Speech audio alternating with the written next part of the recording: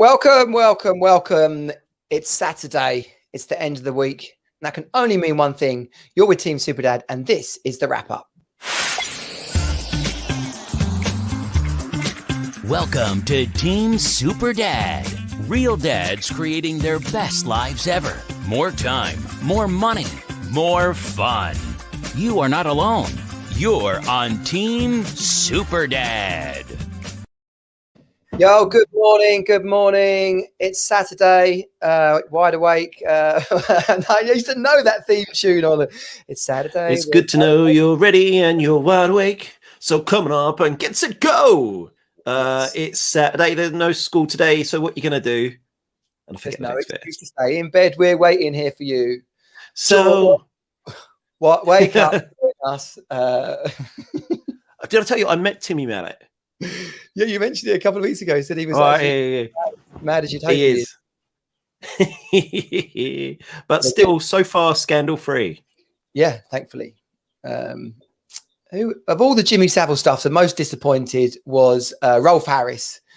You know, I mean, when you look back on it, you're like, okay, yeah, probably was. But you know, you kind of you can't even mention right. It's like, do you know what it is yet? Like Rolf was, it seemed was okay with Rolf, but now you can't mention that. When you said that, I thought you were talking about the most disappointed in it, and I was thinking, what is that? Because Rolf had carved out a niche for himself, and he'd come up with a brand, and he thought Jimmy was stepping on his toes. No. I'll tell you what, I didn't expect us to start off with this sort of discussion. No, a paedophile chat. No, exactly. Saturday morning. Rolf Harris went down. Took them all down. It's like the Titanic. They all went down. So welcome to the Team Superdad wrap-up. You're here with myself, Johnny Jensen, creator of the Team Superdad community, founder of the Hero Academy. We are dads, modern dads, creating our best lives ever. And joining us every week on the wrap-up is someone who I was so delighted even to meet, and then became excited to know, Glen, a dating dad of Twitter fame, and generally pops up on TV. Anyone will have him. Yeah. I actually had someone who joined the company I work for recently. She was responsible for doing some bio work for me and doing some writing for me. And so when she was doing her research, she started stumbling across my other life. And when she said, "You're very active on Twitter," I've got 2 Twitter accounts. I've got a work one and a fun one. Yeah. I was very worried that those 2 streams had crossed. Because you know what they say when you cross streams, you know, it could be basically end of the world stuff. Yeah. Cats and dogs living together. That's hysteria. But it worked out all right. Well, in the realms of hysteria, I'm wearing, for those people not watching the live stream, I'm wearing my Tottenham shirt today, which is probably a clanger. You know, you're going to get yourself in a lot of trouble, upset any Arsenal or Chelsea fans who might be watching or listening. But Spurs are playing. In my house, we don't use the A word because they are Woolwich. They are the Woolwich Arsenal. That is their official name. They're a South London franchise, and so we only refer to them as Woolwich, and always will. Okay, good. Well, we'll adopt that here on the all fans are welcome. So you know what, can dads wear their football kit? I'll tell you actually why I did get changed quickly, because I've just been out on my bike and I was going to get in the shower and then I was like, no, actually, no, I haven't got time for that. So I just went in the drawer and I was like, I know, I'm going to put my Tottenham shirt on just for kicks, because that subject does come up. Can dads wear a replica kit? Oh, I do, and because if I don't, then we lose. Yeah, you must have superstitions like that where you have to wear a certain kit to certain types of match. Well, we have no red on match day. No, yes, 100%. Yeah. No red is allowed. Not even, it can't be in your pants. It can't be like red socks. It's like no red on match day. And my kids know it. I know. My ex-wife used to flip in like, seriously, you're going to change him? And like it's mad, isn't it? You put red trousers on him. So she just look at me going, what the hell? It's bizarre, because I'm a rational human being, and I'm sure you are as well. I know, intellectually speaking, this does nothing. It's not going to change the course of the world or in any way, shape or form. Yet I also know that if we don't do it, it's on me. Yes, if I wear red and Spurs lose, it is without doubt something to do with me. And 100% confirmation bias, but I'm not risking it. That's brilliant. That's brilliant. Well, some fans go the whole hog. They're like, I don't wear red, ever. I think I look quite good in red. Oh, here's a funny one. My brother, his wife is a Man United fan, so he took her to Spurs Man United at White Hart Lane. Right now, her coat is red. So it wasn't like she wore a red coat on purpose, but it just so happened that her winter nice warm coat was red. Yeah. So when we get there, I'm like, are you serious? It wasn't like a ski coat with a bit of red around the collar. It was like one of those Chelsea pensioner red coats, Oh my gosh! And of course, then whoever, I can't remember, whatever. But it was a dicey, hour and a half of our lives. Yeah. But you were on your bike. You were on your bike then. Yeah. So before we get into that, by the way, dads, I can see loads of us listening. Actually, this is great. We've got a couple of comments coming in. Andy Arter says, "Great shirt, Andy. Good to have Andy on." Andy, actually, he lives. He's always been from up around Tottenham, area, and good man. As a former Walthamstow boy, I fully approve of where he lives. Yeah, he does the whole thing where he helps out with the youth and has like cool. Kids live there and stuff. He's a great guy, really top bloke. Awesome. Andy, good morning to you. And then we have another one here, Mr. Facebook user. I wear ice hockey shirts all the time. Well, I'm guessing that is someone from America who's up in the middle of the night or has some kind of American connection. Oh, it could be Jimmy. Jimmy's Swedish, so they play a lot of ice hockey. I'm guessing that's Jimmy. Good morning, Jimmy. You what? I love ice hockey. I used to go as a kid. I could never play. I only used to do it when I visit my dad. And we used to support, and this is their real name, the Basingstoke Beavers. And so I'd go and see them play every few weeks. And I'm going to start taking my kids to go. And when it opens up, there's a team. I think it's Gillingham. There's a team up there that I'm going to start actually going and taking them to see. And the kids are going to absolutely love it. It's one of the best sports on the planet. So if you haven't been, make sure you go. And it's pretty cheap as well.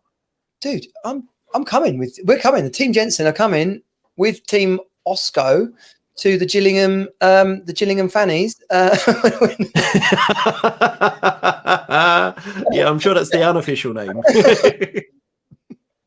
They've all got euphemisms for vaginas and no one realised. It was just a big wind up between the ice hockey team owners of the UK decided. Their name is actually the Invicta Dynamos. Oh, the Invicta Dynamos. That's a posh name, that is, which is very unbecoming of the regions of Kent. Yeah. But, and Jimmy, who is one of the Team Superdad community members, quite often see him commenting. He said he's coming. So Jimmy's from Sweden, and he says when we go, look, here we go. So if you are watching, listening, you can't. To be honest, if you're listening, you can't do this. But if you're watching, you can join in the comments just by commenting. We are live on Facebook, LinkedIn. We're definitely crossing the streams as far as streaming this onto LinkedIn goes. But it's the weekend. We're Ant and Dec today, Glenn. You do realise they always stand in that order, Ant and Dec. So on screen at the moment, I'm on the left of my screen, so that makes me Ant, and that makes you Dec. Yeah, well, I think apart from my hairline, I would say you do have a bigger forehead. Which I'd agree with that, and more of a drinking problem.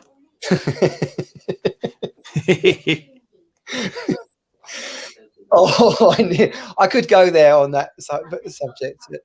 He left, so him and his wife they had a shocking breakup. Did they? They were fully acrimonious for quite a while, but she was a bit of a pie, to be honest. I didn't. Andy says my aunt follows the Sunderland match.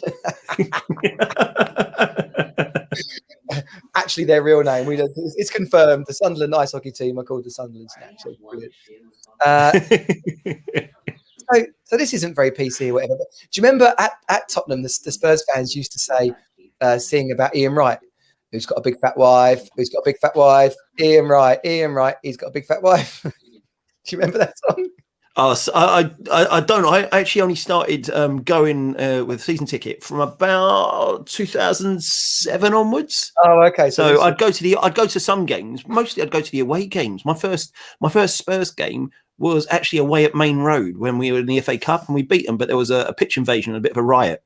We were sitting in the away end in the family stand. Yeah. And we were only kids at the time. And my little brother, we scored. Well, they scored, then we scored, and we scored again. And then we were winning. You could see these bunch of no neck sort of muscle faces sitting in front of us, getting more and more angry at their team. One of them went off to the toilet, came back. We scored, came back in. My little idiot brother, totally innocently, tapped him on the shoulder, and was like, "Excuse me, just wanted to let you know, while were you in the toilet? We scored another goal, so now we're winning by more."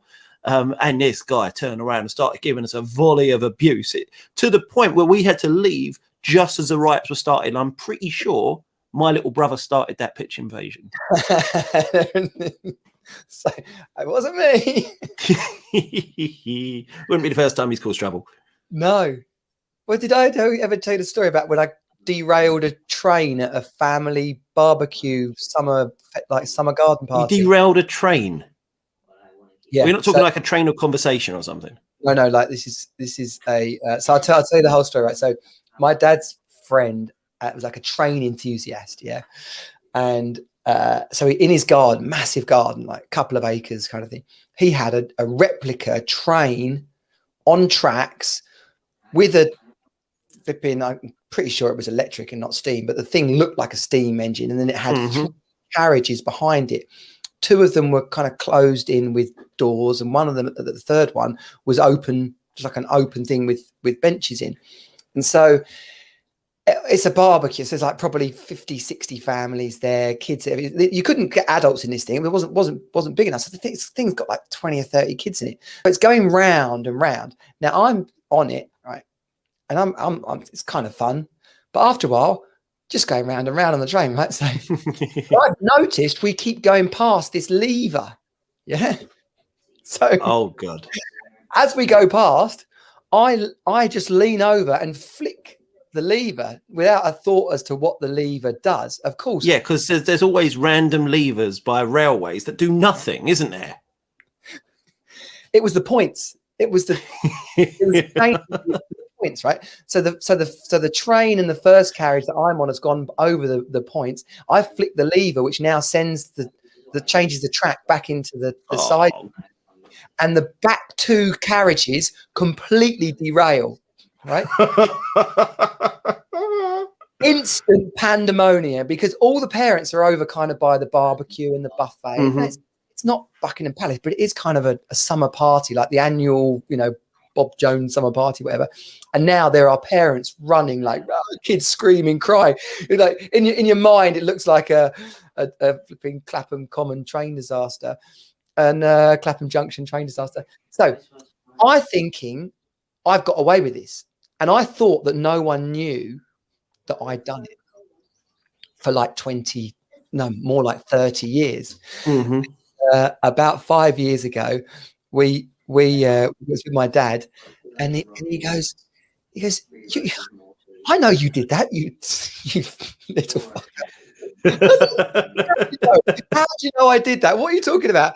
He said him and his best mate Dickie were standing there with their beers, watched the whole thing happen, and as every single other person ran towards the thing, there was one person walking casually away from the incident,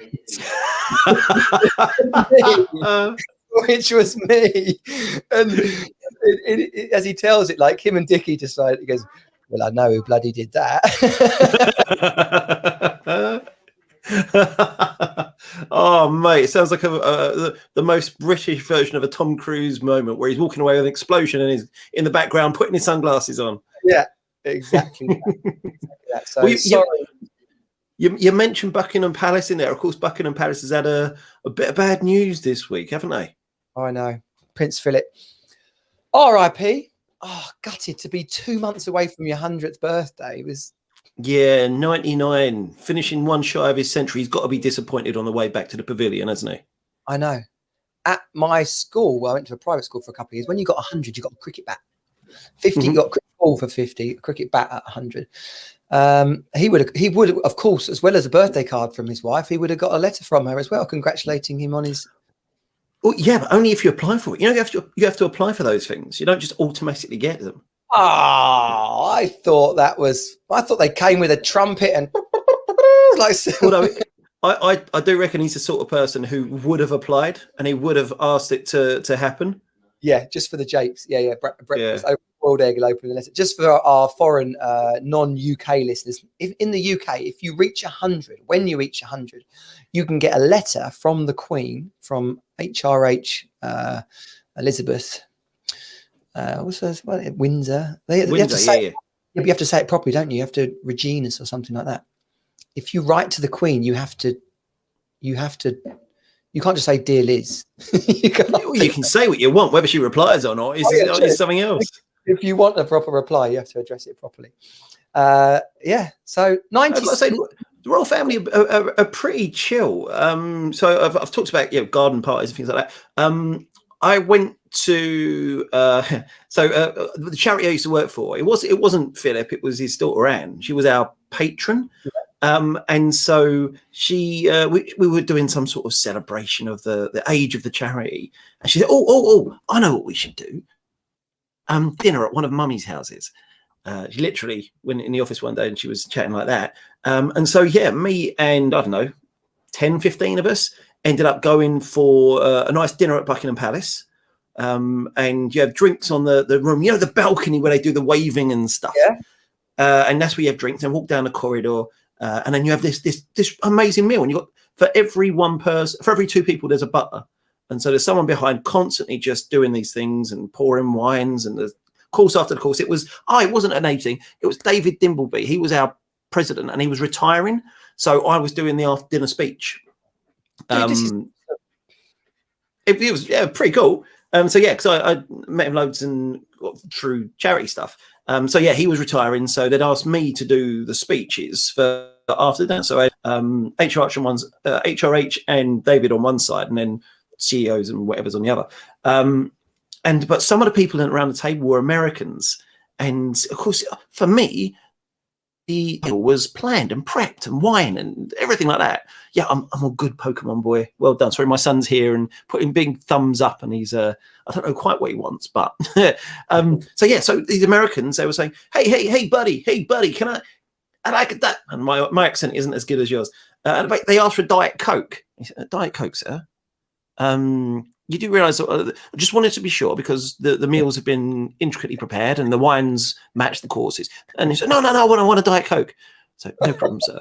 And this butler's kind of left, and then 10 minutes later, he's come back and poured this Diet Coke and goes, hey, I hope that wasn't any trouble for you. He says, no problem at all, sir. I merely had to leave my station, walk down the corridor, down the stairs, through the second corridor, down the third stairs, out through the courtyard, across the courtyard, into the outer west wing, down through the stairs, into the cellar, into the pantry, select your beverage, and then return, sir. No problem at all, sir. And you can see just we're straight over the American's head because good. But in his mind, he's just in a diner. He's like, he just doesn't. You're in Buckingham Palace, man. This is royalty.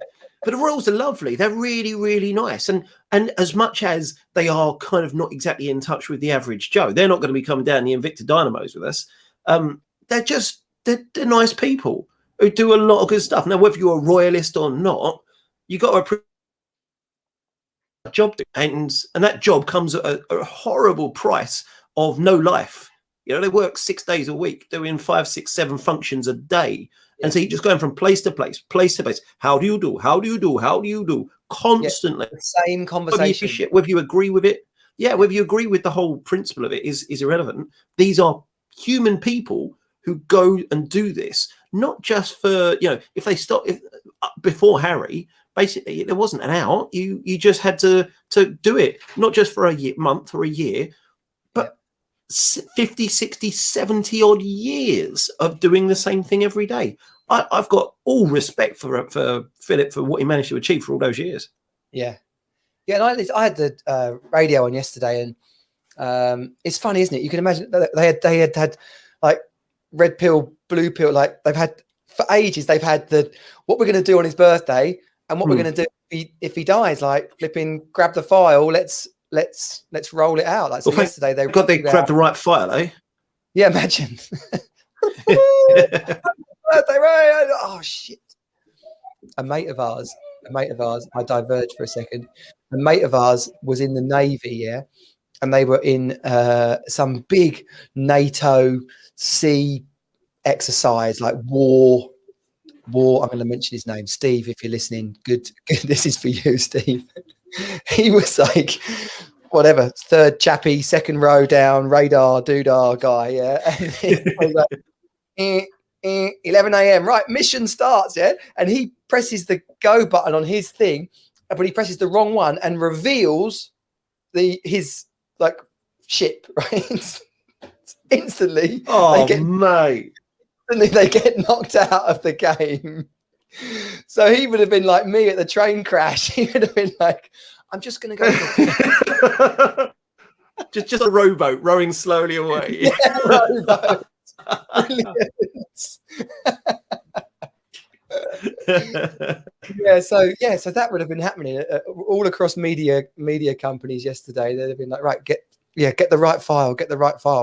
But they said he had an interview with him when he said, I forget if it was someone who was talking about him or it was an interview that someone had done with him about how many people he talks to every day. How many words of encouragement, how like to be genuinely interested in something that someone's saying.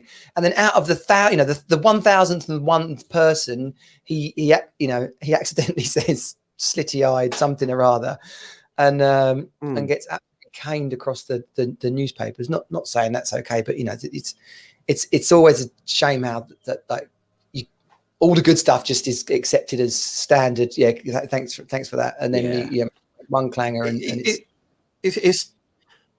it's tough because that's the public facing side of things. But what it's worth us remembering, and it's appropriate for us to do. He was a dad, and he was a dad who was navigating this. Firstly, in a world where, as the dad, and at the time he became a dad, he wasn't the patriarch of the family because your wife's the queen. She's in charge of everything. And so to live in a society where the men were supposed to be leaders, yet you're always one walking two steps behind, must have been so emasculating for him. And I know he had loads of problems when he wanted to give the kids his name, and they couldn't do it and wouldn't do it. And so living in that world and those issues and navigating that is a trouble. But yeah, they've gone from this proper God save the king and country sort of mindset through to what we live in today, which is people openly just not giving a damn about that sort of stuff. And he's overseen that every bit as much as the Queen has and had to be there for his kids in a time when, he's not had the easiest job with his kids. They've caused him a lot of problems. So just as a dad, you've got to respect what he's managed to achieve. Yeah, totally. Well, and a granddad and a great granddad. And it is everyday stuff. Like take them out of the royal kind of spotlight, and it's just everyday stuff. I mean, I forget the getting chased through a tunnel and dying, and that sort of side of it. But it's just someone gets married, they have a stinker. They shouldn't have got married. They've had 2 kids. Then they're breaking up, and it's like, what do you do then? Like, okay, well, I'll try and help you out, help my son and his wife patch things up, or help them navigate a breakup and kind of the upset that comes with that. They had something on one of the TV slots last night where they were showing, I guess they're allowed to after a certain amount of time, showing letters that Diana had written to him, and where he'd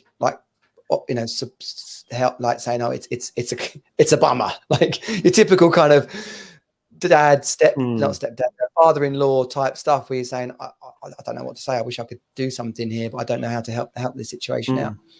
So and 73 years married. I mean, that's insane. Oh yeah, I'm never going to be able to achieve that. So he's beat me. I know. Well, I think they're going to get some kind of life cryogenics, kind of extending life type stuff. By the time we're 70, you could be in robot arms, and we'll have mobile phone chips in our brains. I would absolutely do that tomorrow. If it was safe, I would replace so many parts of me. It'd be so cool. I'm really looking forward to getting jabbed so that I can start my 5G journey. Have you listened to the Elon Musk, Joe Rogan podcast, the first one, when he smoked a joint and it long? No. Oh, you got to listen to that. It is a great podcast episode. Lots of Joe Rogan episodes are flipping great. This is why he's been paid. How much has he been paid?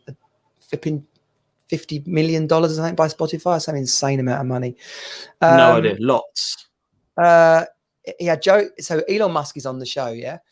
And Joe Rogan, he regularly smokes a joint, depending on the guest, right? So they're chatting away, and Elon Musk is a dude, right?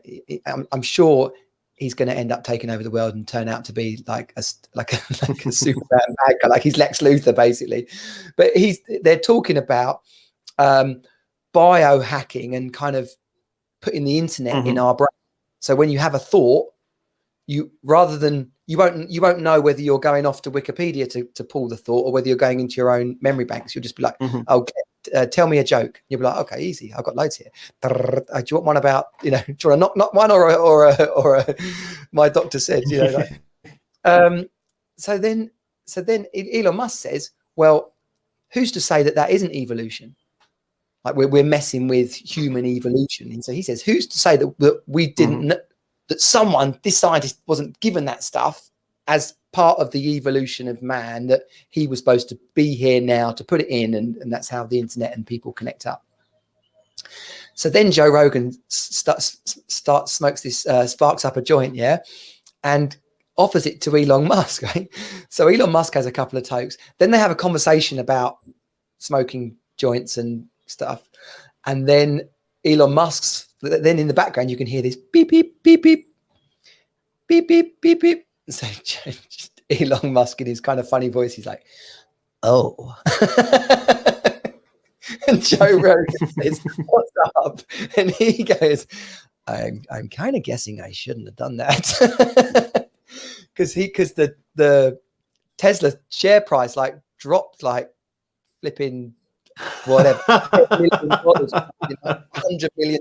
Everything just went down because there is the CEO of these global companies smoking a bifter on live on a podcast. Yeah, he got in big trouble for that. Elon Musk. Well, that is one of the dangers of being in that sort of position and doing dangerous sort of things. And that's something else you wanted to talk about today. Oh yeah, totally. So I was working with a dad this week, right? On one of the elements of the Hero Academy and Team Super Dad is about adventure and about doing dangerous things, right? And there is a difference between dangerous and stupid, as I had to shout at my boy this week. My boy in my bedroom, I've got this. It's actually from the car. It's like a condensation kind of brick. Yeah, so you just put it there instead of the condensation on the windows, it goes into this brick thing, and then you dry it in the air. When I used to have a convertible, I had a convertible, I had to have that so that you didn't get moisture on the roof, which would rot the roof out. That's exactly it, right? So when I got my new car, I bought this thing indoors, and I randomly just bunged it on the windowsill, and then the window stopped flipping condensation. I was like, oh, that's great. So I left it there. So last week, there's two stories in one here, basically. So last week, I can hear my daughter crying and my son going, it wasn't me, right? Classic kids. Classic kind of, oh my gosh, what's going on, right? So I come upstairs, and he's for some reason been using it as like a pillow fight, right? Of course, it's split, and inside it is this red, clayey, muddy sand sort of thing, right? And all over the bedroom. It's horrific. So I'm shouting at him saying, listen, I don't mind sneaky stuff. I don't mind dangerous stuff. I don't mind silly stuff. Just stupid stuff is that stupid stuff is when you get hurt. Like stupid stuff is when that's like, what is the two things that could happen? Because there really is no variation on this. Is one, you're going to throw that thing and nothing's going to happen. Slim chance. The other is going to split and whatever's in there is going to go everywhere. So why you're saying it's not my fault, I have no idea. But around we should do dangerous stuff. One of the things when I'm working with dads is I've got this wheel of life. You point score. It's around the Team Super Dad F5: focus, fitness, finance, family, and fun. And a couple of them break down. So like the finance breaks down into managing your money and making more money. The fun bit breaks down into home and relaxation and friends and adventure. So I'm chatting with one of the dad clients this week, dad coaching clients, and I was like, well, how's the adventure stuff going? He's like, oh, I don't know what's an adventure. Well, dude, when was the last time you did something dangerous? When did you really feel like adrenaline? It's a good question, actually. A really good question, because you kind of forget, you know, that you've done dangerous stuff, but that's all in the past. And it just there's an exhilaration to it. And adrenaline is quite a healthy drug to pump into your body. And what normally happens nowadays is that we experience adrenaline for the wrong reasons. So if we're, it's a fight or flight mechanism. So if we're feeling confronted or fear, or there's some kind of anxious thing, but they're bullshit things now. It's like having a deadline at work, which is very different to facing down a saber-toothed tiger when you're a caveman. And so we get these adrenaline surges for the wrong reasons. But when you go and do something dangerous, like today, I've got this duathlon coming up in 2 weekends' time. So I had to get out on the road bike. And I'm clipped into this thing, and it's not comfortable, as well as the seat being up my arse. It's like I'm on edge, and I don't think of myself as a nervy person. I'm clipped into this thing. There's cars coming past. I'm trying to work out the gear. Kind of you flip out. Yeah, clipped in. Your feet when you're in, and you got to twist it, haven't you, and push it up and so on. And sometimes I have seen people who haven't been able to get their foot in time. And when they just kind of topple sideways like some sort of tree in the forest. Twice last week. It's a highly moment. It's definitely 250 quid from You've Been Framed. It is. So thankfully I haven't done it at speed, right? But I got on the thing. Like this is the first time I've ridden it. So I got on last week, and I didn't do a system check. So the handlebars were, unbeknown to me, the handlebars were loose. So I'm looking down. I clip one foot in, look down and get the other foot in, and push off, expecting the bike just to be ready to go. But the crossbar and the front wheel had totally crossed. So now I can't do anything. I can't get out, and literally I just like a Ren and Stimpy, I just crashed. But today I did 14K on it, and my legs were burning. But I found it a bit scary. But that is good. I'd like to be the cars or what? Oh, everything. Is it because cars going past you or? Yeah, well, I've ridden my bike. The first triathlon I did was in 2003, and ever since then I've ridden my bike. And it was a revelation when I lived in London, because all of a sudden I had to ride to kind of work out. And I started seeing parts of London I didn't know. I wasn't having to get on the tube. I loved it. And ever since then I've been a cyclist, really. Not a hardcore road cyclist, but I've just cycled. If the option was ride into town, or when I lived in Brighton, ride across to Brighton to go to a pub, I just ride the bike. And so yeah, this road bike. But it's like nervy. I think I will get more comfortable. I don't know, but even more dangerous things are only dangerous when you don't know what's going to happen, and the more you do it, the more you know what's going to happen, and it becomes less and less worrying. Yeah, but anyone listening, you've got to get out there and do some dangerous things, and it doesn't even have to be that complicated. If you listen to the wrap up regularly, you'll know that a few weeks ago we did something on playgrounds, and how playgrounds these days are a bit shit because they've taken all the dangerous stuff away. What fun is that? Come on. But last week we pulled up at my girlfriend's house. I do officially have a girlfriend now.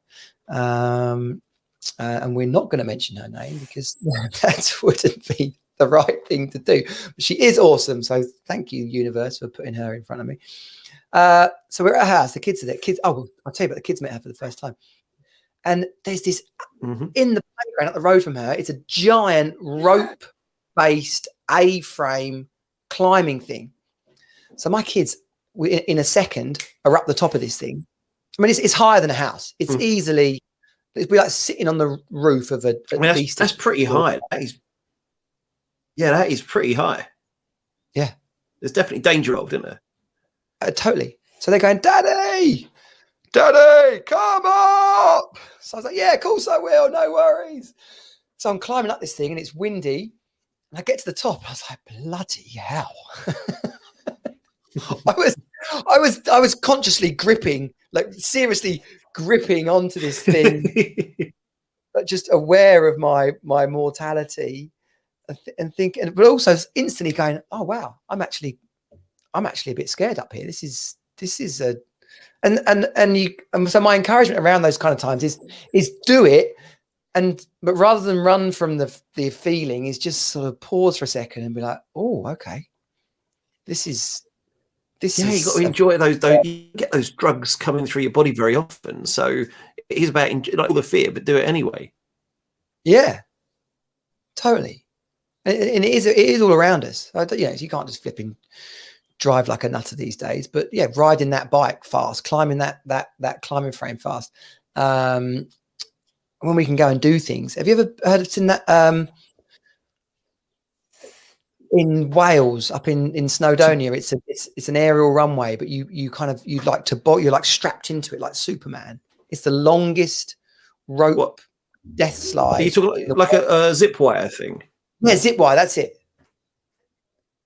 It's in Wales. Yeah, I'd love to do that. I haven't done zip wires for ages, and they're always that jumping off. I've got a few things on my list in terms of bungee jumping out of planes, all that sort of stuff. Not that I've got a thing about heights, but bungee jumping. Does it count off of a crane, or are you going to wait until you do it off a bridge? I'm not an either or person. I'm an and man.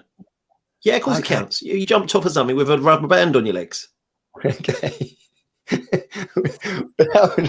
What was it? Noel Edmonds killed that bloke, didn't he, in a car park? Pushed him out. It was a Noel Edmonds. When they had to do the challenge.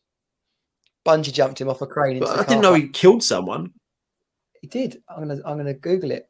Okay, so when was the last time you did something dangerous, Glenn? I mean, it's this thing.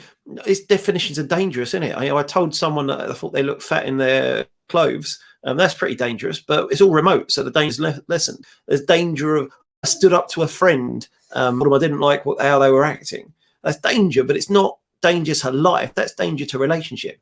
In terms of danger to life, it's been quite some time. I haven't really been getting out much over the past year, so it would have been at least the year before that. Probably more, even before that as well. Oh yeah, I guess that's it, isn't it? To some degree, getting out your comfort zone is or staying in your comfort zone is dangerous because your experience of life just closes in. It just gets smaller and smaller. You don't know yourself as bold, wild, dangerous.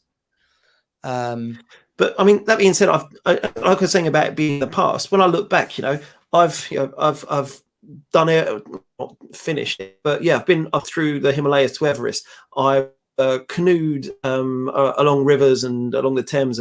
I've done climbing, like proper free rock climbing. I've hiked in the wilderness. I've been to volcanoes. I've done I've scuba with sharks. I've done dangerous stuff, but it's not. So I don't know. It's just not something that I've done for a little while. I don't think. Yeah. Well, and that's the thing to notice is I love that. I love to hear all those things you've done. If to me, I do this again with the coaching clients. I'm like, define Glenn. Like, who is Glenn? And I get people to write down all those, like, I am brave, I'm adventurous, I do crazy things. Like, okay, great. So, because then you can say, well, are you still doing those things? Because when people say, oh, well, my life's a bit shit. I want to have more fun. I want, like my wife. Like, this wasn't what I planned. I thought it was going to be more fun than this. It's like, well, how much of what you used to love doing are you doing? Okay, so we're going to learn some stupid. Well, I can't wait till we can all do face to face. I've teamed up with these people in Wales. I'll mention them because they're doing some cool stuff. It's not official yet, but we just started talking. They're called Bearded Man Adventures, and they're in Wales. Nice. And they're just ex-flipping squaddies who are hooning around in Wales, kind of a lot of stag do's and stuff, but also corporate weekends away. They've got a video on, this is how I came across them. They've got a video on Instagram, and they've got a guy, he's tied up, he's got the hood, like the bag over his head, and they're telling him he's about to do a bungee jump, but he's actually just standing on the riverbank, and I don't mean like a raging river, I mean it's just a stream. Right, so they're like 3, 2, are you ready? Yes, I'm ready. 3, 2, 1, and they push him in the stream. So he's expected to fall 100 feet, and he just splashed straight in a pond, basically. Oh, I love that. Yeah, but they do. I'm definitely going to be doing some stuff. Go on. Yeah, because my brother runs a company which is kind of an adventure outreach company as well. In fact, my sister does in Australia, but I can't really pop over there. But yeah, so we went up to Scotland and hiked through Ben Nevis last year. But we're going to do more of that sort of thing, but not just on the outdoor expedition-y side stuff, because that sounds absolutely amazing. I'm also going to go, if you, I mean, this is more for single people, but anyone could take part. Go to hellosolo.com. It's kind of an events thing for people, and they bring together lots of different companies doing lots of single events, and one of them is with my friend Charlie. I do know Charlie, she is a friend, but the company is called My Friend Charlie, and they do axe throwing as a kind of a bonding and a meeting thing. So they just get people to throw axes at targets, and it's pretty, that sort of thing, even though it's in a controlled environment, still a bit dangerous. This stuff can ricochet all over the place. Totally. Well, when we can go and do stuff, go to a shooting club and shoot clay pigeons. I don't mean like the stag dudes, which just got a lay. Actually, go and feel a shotgun. No, they're not shotguns, are they? But they're and you're firing them at the clays, and that's bloody good, I think. By the way, just to clarify that point, the Noel Edmonds Late Breakfast Show was cancelled by the BBC on the 15th of November 1986, following the death of Michael Lush, who, whilst practicing for a stunt for the show, plunged 120 feet to his death when the bungee rope came loose. Oh, yeah, that's not good, no. That is why and Mr. Blobby is going to make up for it. Mr. Blobby's there like, was that a joke? No, that's real. His face smashed into the concrete, dead. Yes. So, I'm definitely planning to do more things this year, and kind of, obviously everybody is, but I'd already decided this a while ago, and I'm going to start going more events. And on my list of things that I want to go to, never ever been to, and it's not because I particularly like it, but sorry, there's noise in the background, some toy going off. But one of the things that I want to go to, not because I'm really interested in it, but just to say that I've been, is horse racing. And it's kind of relevant at the moment because the Grand National's coming up, and I don't care about horse racing at all, but I quite like the idea of having a bet on the GG. Well, it's a piss up, basically. I've been to the races a couple of times, and it's I guess people who are fans and go regularly, they do go to see their favourite trainer or the favourite jockey or stuff. But my general impression of horse racing is it's just a jolly, just an outright jolly. Oh, so I can live with that. Like I say, I keep going back to Walthamstow, but I used to go Walthamstow dogs all the time. Oh, yes. Dog racing, love it. Just a bunch of dogs whipping around in an oval. It's just so much short race. Cut the quid on for betting on the totes, and then chicken in a basket and as much beer as you wanted. And it was just great fun for a night out. As long as that, I'm not into I'm not going to go and follow a horse or follow a dog or something like that. But as long as that's a side bit of entertainment, yeah, I want to go horse racing. So it's the Grand National today. Were you going to be doing a Osco family sweepstake kind of thing this afternoon for the Grand National? No, on telly and all that stuff. There's probably less that I could care, but I don't know what it is, because it's just I've got no interest in it as a sport, as a spectacle. It's the event type thing that I'm interested in. It's not like the Formula One where I want to go to the event, but even remotely, there's so much to enjoy about it, and there's so much that you can add to it, and there's so many storylines and action and all this sort of stuff that F1 brings that horse racing isn't, because horse racing is just a bunch of horses line up and then just like, and then someone on their backs like hits them a bit and said faster, run a bit faster, and that's it. There's no skill, there's story. No skill. Have you not been on one of those things at the arcade where there's like 6 horses lined up and you have to, the faster you that's all it is. Yeah, but it's exhausting. But that's all it is. Do that. Just do that. That's all they've got to do, these little jockeys. These little chaps. Well, there's a good chance that a woman might win the Grand National today. This woman, I don't even know her name, but I'm not doing her good justice there. She's flipping smashing it. She's famous. She's got a good ride in the Grand National today. There's a good chance she's going to win it. Woman Grand National. What's her name? A national rider. I think her name up here.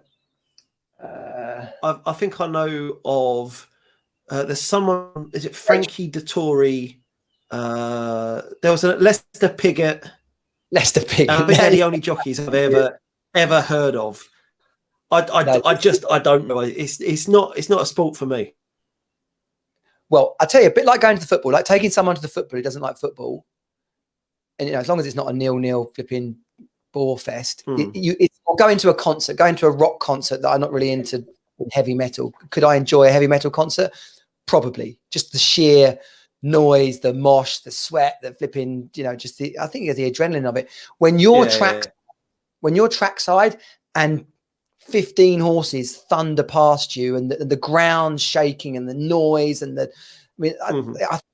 I'm pretty sure any horse racing fan would challenge you not to be kind of captured by that. I think I'll enjoy the event itself. I'll probably never watch it on telly. Yeah. Okay, so this lady, right, she's called Rachel Blacktree. Oh no, hang on. Oh, Bryony. I'm ballsing this up. Here we go. On the front page of Google. Now I'm on the article. You can't bloody find the thing, but on Google it said, I don't know. There's a woman. Let me get this. Rachel's she's a really good jockey, winning loads of races, and they've put her on a fast horse, so she's probably going to win. I mean, I don't even like it, and I could probably write 1,000 words on that, couldn't I? Yeah, but that's like saying Lewis Hamilton wins because he's in the fastest car.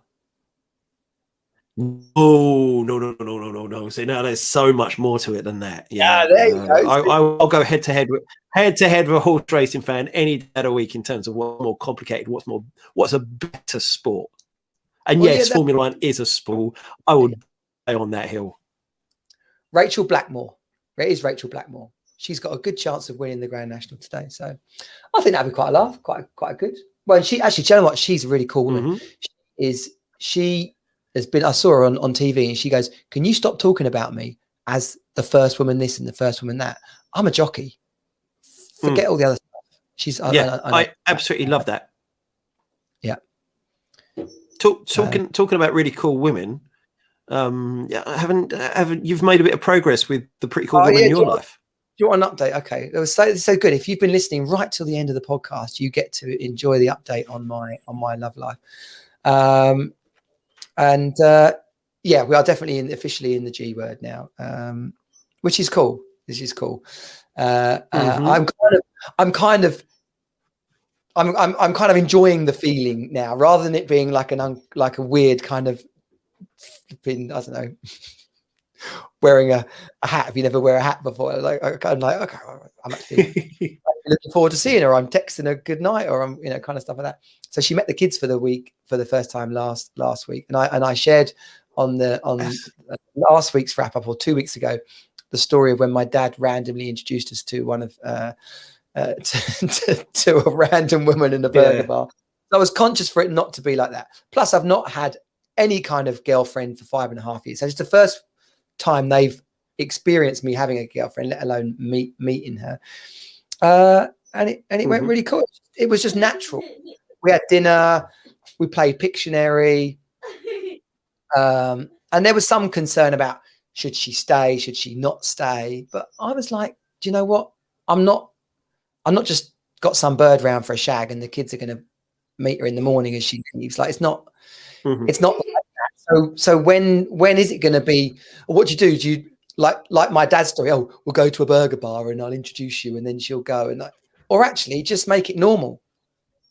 We're having dinner, we're playing a game, watching TV, we're waking up, we're having breakfast. It's like I just wanted it to be normal, and it really was normal. And to be honest, that's what I've done with my kids all the way through our separation, breakup, being a dad, doing stuff, just as much as possible. In fact, there's a report, one of the reports I used in my referenced in the court hearing, court case thing is, you have to read. I love these reports, like 19 pages, and it says, and in conclusion, we found that the best possible thing for children in a separated family situation is that they can have as close to a normal experience as possible. And that's what it was. And both of them said, hilariously, my little girl grilled Joe. Oh shit. That's not her name, obviously. Oh, we're gonna have to bleep. Well, in any case, that's gonna get bleeped the podcast extra. Oh yeah. So look, I've gone red. I never go red. That's shocking. So when they met Rachel, Rachel, yeah. My daughter grilled her and asked a load of questions, which is brilliant. And my little boy said, Daddy, it was awesome. We had a lovely time, and it was awesome seeing you happy. So that was just brilliant. Yeah, that's such a nice feeling. That's I think I've told you about the list of requirements my kids have got for someone that I'm ending up going to meet. Brilliant, yeah. But the last one of that was someone to make Daddy happy. So if they're seeing you happy with her, that shines through. That's not something you can fake. And that's going to make them feel happy and secure as well, and start them seeing her as a positive rather than a threat. Yeah, and that applies to people still in a relationship. You know, it's when a relationship's going wrong, you just got to boil it back down to basics. Like, are we happy? Are we having fun? Are the kids experiencing us being happy? And if not, let's fix that. Let's break up. Like, let's not be broken and miserable and angry and frustrated and resentful in a relationship, and our kids live like that. Let's fix it because we're two human beings that we can, or let's break up and keep it positive. There was a woman in one of the single dad groups. I'm actually moving out of a lot of the single dad groups at the moment, not because I don't care about it anymore, but my Facebook is all I see on Facebook. And it was curious because I just in doing some work around the Hero Academy and the April intake and the May launch. I've just been going into some different types of dad groups and fitness groups and connecting with different types of men and inviting them in to join the Hero Academy. All of a sudden, my Facebook page has changed, and there's way more happy, positive stuff. So we all have to be conscious of that. You're totally right. I obviously being a single dad and a man who's looking for love at some stage, I did join a lot of single dad groups, and I had to leave almost all of them because they weren't single dads who were sharing the positives about being a single dad, advice, support, guidance, friendship. They were groups of angry men who were blaming women for everything. And it became really, really tiring and exhausting to be part of these groups where there was no positivity. It was always negativity, often around women, but usually about life in general. And it just wasn't bringing any joy to my life at all. So parenting groups are great, but single dads groups that I've been part of in the past have invariably ended up just being places to rant and be quite angry about the situation and not wanting to do something to improve it, and that's really sad. Well, and on a positive note, in a lot of these groups, there's like a changing kind of tone, and people of a mindset like you and I have to do our part to change that tone, or to change the narrative, and have people see a slightly better way of being decent to our exes and building a better future for ourselves. But my Facebook stream has changed almost, not almost overnight, but within a week, the content and is a lot more, I guess, just positive, interesting stuff. Have you watched Social Dilemma on Netflix? No, I haven't. Oh, dude, watch it. Nope. In fact, if you obviously not just Glenn, everyone watch it. Social Dilemma. It talks about how the algorithms work and how like we're getting this warped perception of the world presented to us because we're living in a vacuum basically, and it's all controlled by AI. But it's an interesting, especially for parents, it's interesting to know this. So when you're talking to your kids about social media, you can have a really informed perspective, and if you're age appropriate, try and watch it with your kids. I tell you, TikTok has really helped me to cement that mindset of algorithms and control my kids, because they can see the difference in my TikTok feed with someone else's TikTok feed, or how if one of my daughters just spent a day or two just on the iPad, which has got my account, using it and tapping on things she liked, and then I was able to show her how that had changed the videos that were coming through, and how all it does is reinforce it. It adds. TikTok's actually probably the best AI, the best algorithm out there at the moment, because it does add new things and test those boundaries regularly. But so many of them are just self-reinforcing and funneling into a certain way, whatever that endpoint is being. So using that to demonstrate that was really, really interesting. But it's a challenge now, and it's going to increasingly become a challenge as the kids get older. So I mean, even without that, just to type it. Yeah, go on. Look, I was just going to say, even without that, just to tie it back, because I know we're coming up to the end of our hour. It all sounds like you and Sarah have got a real thing going on. We had a conversation, or we're having a conversation, just about what we do want and values as well, because there's no point discovering that as I've previously experienced, discovering you have different values after you're married. And she's and Natalie and you both feel like you're on the same page then. Yeah, me and Catherine are absolutely rocking it, and just happy, just like enjoying it. She's like, this is it feels weird. It feels like lucky. It feels like, how the hell did this happen? Kind of, how did we which I guess when you've had a less than positive marriage, or if someone's in a long-term relationship, it's easy to presume that it's always going to be like that, or it's never going to work out. No, I think you're right. It is luck, but luck is simply preparation meeting opportunity. And you spent 5 years preparing yourself to be in a position to respond to this opportunity when it's arisen, and you've taken that chance. So luck is with you. Yeah, totally. What a beautiful way to end today's wrap up there, Glenn. Luck is with you. You create your luck. Everybody needs to realize it's tapping into the law of attraction and all that sort of thing. But let alone that, just how our brain works. We notice the things you think about, you notice more of. So yeah, don't be fixated on what you see on Facebook, and don't go around saying there's no decent women out there, because of course there are decent women out there. Yeah, they say the same about men, and we exist, so therefore we know that that's a fallacy. So if you've been watching, thank you. If you've been listening, thank you. Please like, share, subscribe to the podcast. Always keen to push the numbers up. Glenn and I do actually just quite enjoy doing this, but at some point we're going to say something so scandalous or ridiculous that we will end up being the next viral smash for 10 minutes somewhere on the internet. And then I'll just hear this beep, beep, beep, beep noise background where I know that I've done something wrong and the share price of my company is diving.